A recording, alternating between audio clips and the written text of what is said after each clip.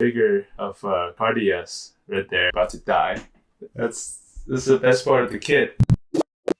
People I follow in Japan have already uploaded reviews on the Unicorn Master Grade Extreme. It looks really good, so let's look at it together. I like this guy a lot. I love his reviews. Let's go to part 1. So just based on what I see here, it doesn't look completely different. It definitely looks more refined, and it looks more like a scaled down version of the perfect grade from what I can see. A more mature, more buff Gundam Unicorn. Looks good. I like how the fits, the hands are looking way better. It looks more refined. So that's the head. And the stickers do not look so good in this case. So mostly clear parts. Mechanism has improved a little bit. Instead of moving it the face part directly back, it bends down in this over here. And of course here, the unicorn parts, that's a single piece. He decided to put in, this is the non-transformable piece that it comes with. And you have a separate part for the Vulcan cannons in the head. This is the transformable version. The non-transformable version definitely does look way better. So here are comparisons of the old kit and the new kit. The old one does not look as good. And so here are the figures it comes with. Okay, so you have the dying Cadius and the live one. So you have one that's about to die. Next to the head, they have these fins. I think these are new. Yeah, those are definitely new. It's a Katoki thing. You can open the cockpit and you have the Banachi inside. And this one, he's way more animated. He's like, doing this. You get to choose whether to be in the destroy mode, unicorn mode on the inside the cockpit.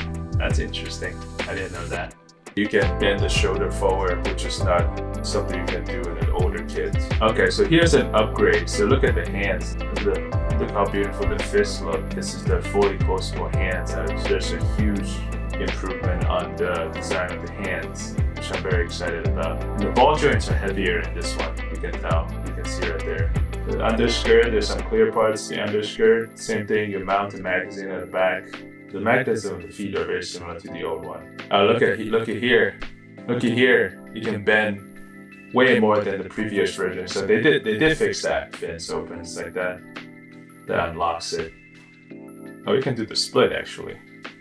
I think the shields and the Gatling guns and the weapons are very similar to the original version.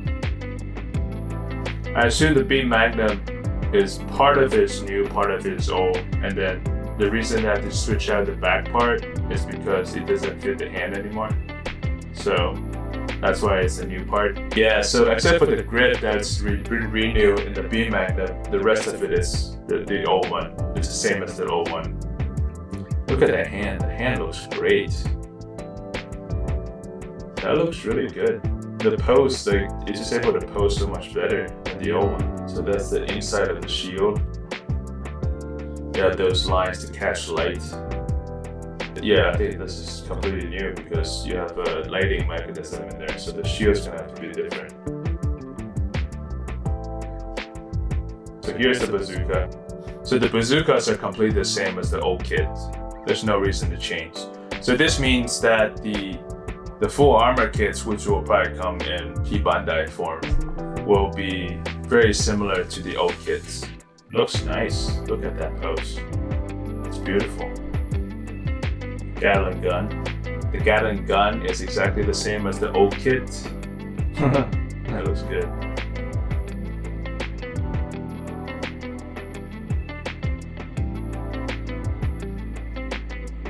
If you put it next to each other, now you can see the difference. Definitely way more refined than the one on the right, the old one. It looks way better. Small proportions, like the thigh part is just a little bit bigger.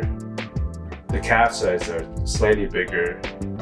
The hands are slightly bigger. Yeah, it looks a little buff. A little bit more buff than the old one. It's just slightly more refined than the old one. This makes me feel bad. I haven't built my old one. So this one doesn't have any interior mechanism. It's just everything is clear on the inside.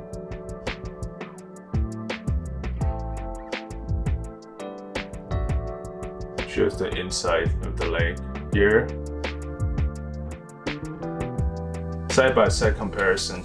So it's definitely a little bit bigger. It's got a little bit stronger. It does look better than the older one. The older one looks a little bit skinnier in comparison. Here's the LED. These are the shield LEDs. I haven't owned an LED kit from Bandai. I've never owned one before, but maybe this will be the kit I'll get. Wow, look at that. That's amazing. So you have the green light bulbs, green light for the head, the rest of it's red.